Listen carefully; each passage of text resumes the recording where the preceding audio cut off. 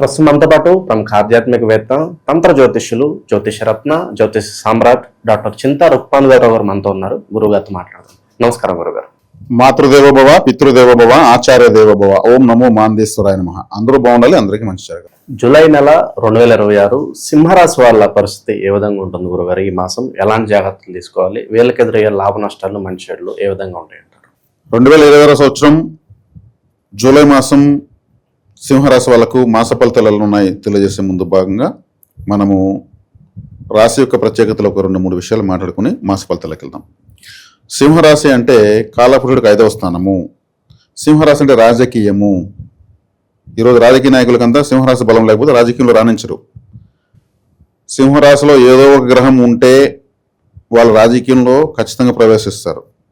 ఒక సర్పంచ్ కావాలన్నా, ward member కావాలన్నా, ఎమ్మెల్యే కావాలన్నా, ఎంపీ కావాలన్నా, పిఎం, సీఎం కావాలన్నా సింహరాశి బలం ఉంటేనే, లేకపోతే కాదు. అంటే గ్రహరాజు రవి దీనికి అధిపతి. రాజు అంటే రాజకీయం అంటే సూర్యగ్రహము. అదేవిధంగా అడవికి రాజు సింహము అనేటువంటి సింబల్ దీనికి పెట్టారు. అంటే అన్ని జంతువులను అవలోకించి బిహేవ్ చేస్తుంది అనేసి, అంటే అందరినీ సమాజాన్ని అందరం కూడా బాగా చూసుకుంటారు అని గ్రహరాజు రాజకీయ నాయకులకి 10 మందిని కాపాడేవాళ్ళని అర్థం. కాబట్టి ఇది పొలిటికల్ రాశి. అదేవిధంగా కులదేవతను సూచిస్తుంది, పితృదోషాన్ని సూచిస్తుంది. కాబట్టి పొగడ్తలకు పడిపోయేవాళ్ళు వీళ్ళు. నీకు మించిన వాళ్ళు లేరు. అందుకే కదా ఒక రాజకీయ నాయకుని ప్రసన్న చేసుకుంటే ఎవరైనా వస్తున్నారంటే ఒక రేంజ్లో కటౌట్లు, ఓ బ్యానర్లు, ఫ్లెక్సీలు, వాళ్ళు ఎంటర్ కాగిన టపాసులు, మేళ తాళాలు, విజిల్స్, కాన్వాయ్లు, ఇదంతా కూడా ఆర్భాటమే ఆ నాయకుని ప్రసన్నం చేసుకోవడం కోసం. ఆయన ఊరేగింపుగా వచ్చి అంటే ఇక్కడ కటౌట్లు ఎవరు ఎక్కువ ఉన్నాయి, దాన్ని బట్టి ఎవరు ఎక్కువ ఖర్చు పెట్టారు, ఎవరు ఎక్కువగా టీ షర్ట్లు వేసుకున్నారు, ఆ టీ షర్ట్ పైన ఏ నాయకుడు టీ షర్ట్ పంచున్నారు, ఇవన్నీ అనలైజ్ చేసి మొన్న మీటింగ్కి 50 లక్షల రూపాయలు ఖర్చు పెట్టాడు, ఓకే ఇతనికి టికెట్ ఇవ్వాలి అంటే ఆ ఓట్లు ఎక్కువగా ఇతనికే ఉన్నాయని అర్థం. అంచనా అనమాట. 5వ స్థానము ధనుసు రాశి అయింది. ధనుసు రాశి ధర్మరాశి అని ఇంతకుముందు నేను చెప్పాను, ఆలయము అని చెప్పాను. అందుకే కుల దేవత. కాబట్టి ఇంటి దేవుణ్ణి అన్నదానం, నీటి దానం చేయడం వల్ల సింహరాశి వాళ్ళకు అత్యద్భుతంగా ముందుకెళ్తారు. సింహరాశి అయితే చాలు, ఇంక జ్యోతిషం చూసుకోవాల్సిన అవసరంలా.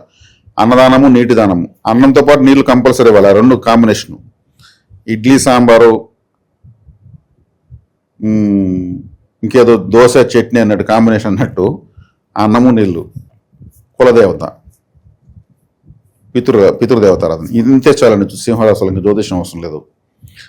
ఎంత వ్యతిరేక పరిస్థితులు ఉన్నాయి, ఇవి చేస్తూ వాళ్ళ శక్తి మీద చేస్తూ ఉంటే చాలు, అనుకూలంగా మారుతూ ఉంటుంది. జూలై మాసము వీళ్ళకు రాశ్యాధిపతి లాభస్థానం నుంచి 17వ తారీఖు వ్యయ స్థానంలోకి వస్తున్నాడు. వ్యయ స్థానంలోకి గురువు వచ్చాడు ఉచ్చస్థితిలోకి. రాశిలోనే కేతు ఉన్నాడు. రాశిలోకి ఎవరు వస్తున్నారు? శుక్రుడు వస్తున్నాడు. అదేవిధంగా 10వ స్థానంలోకి కుజుడు వచ్చి రాశిని చూస్తున్నాడు. 8వ స్థానంలో శని ఉన్నాడు. గురువు వ్యయ స్థానంలోంచి 8వ స్థానంలో ఉన్న శనిని, అష్టమ శని కంట్రోల్ చేస్తున్నాడు. 7వ స్థానంలో రాహు ఉన్నాడు. రాహు దశ అయిపోయిన వాళ్ళకైతే సింహరాశిలో పుట్టి బెటరు. లేదా సింహరాశిలో పుట్టి రాహు దశ అవ్వని వాళ్ళు ఉంటే రాహు నేరుగా చూస్తున్నాడు. దసరాలే కదా ఇతనికి ఇప్పుడు గోచరంలో అవకాశం వచ్చింది ఇబ్బంది పెట్టడానికి. సింహరాశికి రాహు అంత మంచోడు కాదు. కేతు జన్మలో ఉన్నాడు కాబట్టి ఎక్కువగా విఘ్నేశ్వర ఆరాధన చేయాలి. కేతు ఉంటే విఘ్నేశ్వరుని అర్థం. శుక్రుడు రాశిలోకి వచ్చాడు. శుక్రుడు తృతీయాధిపతి, దశమాధిపతి. కానీ ఇక్కడ వచ్చిన బెనిఫిట్ ఏమంటే భాగ్యాధిపతి కుజుడు ఇక్కడ శుక్రుణ్ణి, కేతువుని చూస్తున్నాడు. ఇది బెనిఫిట్. 8వ శని గురువు నియంత్రిస్తున్నాడు, అది బెనిఫిట్. రాశ్యాధిపతి లాభస్థానం నుంచి 17వ తారీఖు వ్యయంలోకి వచ్చాడు. దీనివల్ల ఏమంటే ఎక్కువగా తీర్థయాత్రలు చేయాలని అర్థం. తీర్థయాత్రలు చేస్తే మంచిది. ఏదైనా అంటే ఆలయాలకు వెళ్ళి రావడం మంచిది. అంటే 12వ స్థానం మోక్షస్థానం. రాశ్యాధిపతి మోక్షస్థానంలో ఉంటే ఏమవుతుంది? భక్తి జ్ఞాన వైరాగ్యాలకు ఇప్పుడు గుళ్ళు తిరగాలని టైం అని గ్రహం చెప్తా ఉంది. బాబు ఇప్పుడు గుళ్ళు తిరుగు, ఎక్కువ దేవతాలయాలకు, లేదంటే ఏదైనా ఒక చారిటీ, ఒక దాన ధర్మం చెయ్యని అర్థం. 12వ స్థానం అంటే వ్యయము అని అర్థం. మోక్షము అని అర్థం. దానాధర్మం పరోపకారం అంటారు. అది చేసేదని వాళ్ళ సింహరాశి వాళ్ళకి ఇప్పుడు మంచిది. చెయ్యకపోతే ఏమవుతుంది, ఆయనకు ఇంక వేరే విధంగా డబ్బులు ఖర్చు అయిపోతుంది, అనవసరం ఖర్చు అయిపోతుంది. కాబట్టి అదేవిధంగా కులదేవత అని చెప్పాను. కులదేవత అంటే ఇంటి దేవుడు అని అర్థం. ఇంటి దేవుని సూచించేది సింహరాశి, రాజకీయాన్ని సూచించేది సింహరాశి. పితృదోషాన్ని కూడా సూచిస్తుంది. ఇంటి కులదేవత అనుగ్రహం లేదు, పితృ అనుగ్రహం లేదంటే సింహరాశి బలహీనంగా ఉందని అర్థం. కాబట్టి నీటి దానము అన్నదానం ఎక్కువ చేయాలి. నీటి దానం ఎందుకు చేయాలి, వీళ్ళకి వ్యయస్థానమే కర్కాటక రాశి. కర్కాటక రాశి జలరాశి అంటే వ్యయమవుతుంది. చంద్రుడు అధిపతి. చంద్రుడు అంటే రైసు, బియ్యము, అన్నము. అన్నము నీరుని ఎక్కువ వీళ్ళు దానం చేస్తుంటే అంటే వ్యయం చేస్తూ ఉంటే డబ్బులు వస్తుంది. ఇప్పుడు దానాధర్మం చేయడం వల్ల వీళ్ళకు వ్యతిరేకత బర్న్ అవుతాయి, మంచి పేరు వస్తుంది, ప్లస్ రాబోయే రోజుల్లో ఈ పుణ్య ఫలితం వీళ్ళని కాపాడుతుంది. దానధర్మం చేసిన వెంటనే ఈ పక్క మళ్ళీ 10,000 పైకి లేదు. ఆ తర్వాత చేసేటువంటి ప్రయత్నాలు సక్సెస్ అవుతూ వస్తాయి. ఏదైనా సీరియల్గానే తీసుకుంటుంది. కాబట్టి ఇది సింహరాశుల యొక్క గ్రహస్థితి. అష్టమశని కంట్రోల్ కావడం ఒక బెనిఫిట్. కుజుడు రాశిని చూడడం ఒక బెనిఫిట్. తర్వాత తీసుకుంటే లాభంలో బుధుడు ఉన్నాడు, ద్వితీయాధిపతి లాభంలో ఉన్నాడు. ద్వితీయాధిపతి లాభంలో ఉంటే ఇప్పుడు ఈ పరిహారాలు చేస్తే వీళ్ళు చేసే ప్రయత్నాల్లో 1కి 2 లాభాలు వస్తాయి, అంటే డబుల్. ఈ పరిహారాలు చేయకపోతే కొంచెం శ్రమ పడాల్సి వస్తుంది. ఓవరాల్ తీసుకున్న గ్రహస్థితి బాగుంది. ఇప్పుడు ఒక మ్యాచ్ జరుగుతా ఉంది, క్రికెట్ మ్యాచ్. 40 ఓవర్ల వరకు గుక్క తిప్పుకోకుండా కొడతారు అవతల మ్యాచ్ వాళ్ళు. స్కోర్ తరిగిపోతూ ఉంటుంది, విజయాన్ని దగ్గర అవుతూ ఉంటారు. ఒక్కసారిగా ఒకే ఓవర్లో 3 వికెట్లు పడతాయి. మళ్ళీ నెక్స్ట్ ఓవర్లో ఇంకొక 2 వికెట్లు పడిపోతాయి. ఆ తర్వాత ఆడేవాళ్ళు ఎవరు ఉండరు, వాళ్ళు గోళీలు ఆట ఆడుతూ ఉంటారు మెల్లగా. ఏమవుతుంది, విజయము చివరి 5-10 ఓవర్లలో వీళ్ళకి వచ్చేస్తుంది, టర్న్ అయిపోతుంది.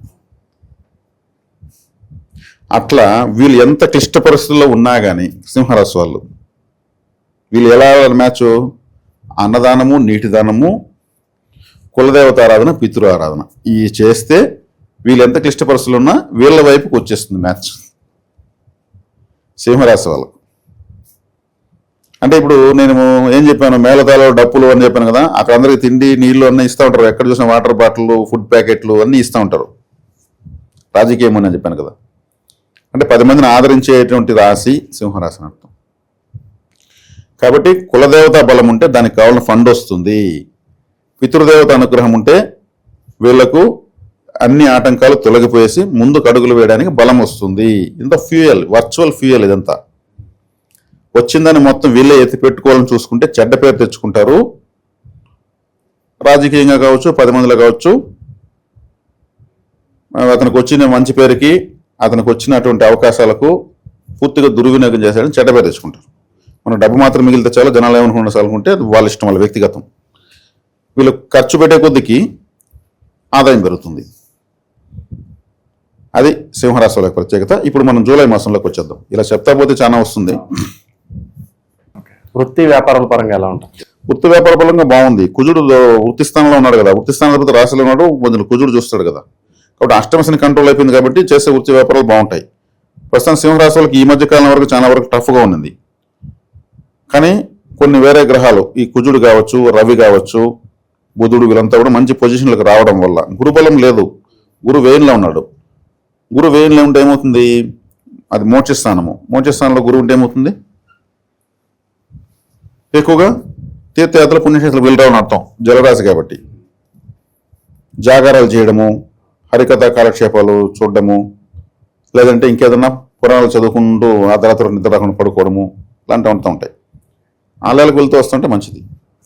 ఈ కుటుంబ వ్యవహారాలు, ప్రేమానురాగాల పరిస్థితి గురించి. కుటుంబ వ్యవహారాలు బాగుంటాయండి. ద్వితీయాధిపతి లాభంలో ఉన్నాడు కదా, కుటుంబ స్థానాధిపతి లాభంలో ఉన్నాడు, అన్ని డబుల్గా వస్తాయి. ఈ పరిహారాలు చేస్తే వీళ్ళకి సూపర్. గోచారము 100% బాగున్నట్టే. బాగలేని గ్రహాలకు పరిహారాలు చేస్తే మిగిలిన బాగున్న గ్రహాలు ముందుకు దూకుతాయి, మేము ఉన్నాం ఇస్తామనేసి. వాటికి అడ్డగట్లు తీసినట్టు లెక్క. ఓవరాల్గా జూలై నెల ఈ రాశి వాళ్ళకి ఏ విధంగా ఉండబోతుందో మంచి విశ్లేషణ అందించారు సార్. ధన్యవాదాలు. ధన్యవాదాలు.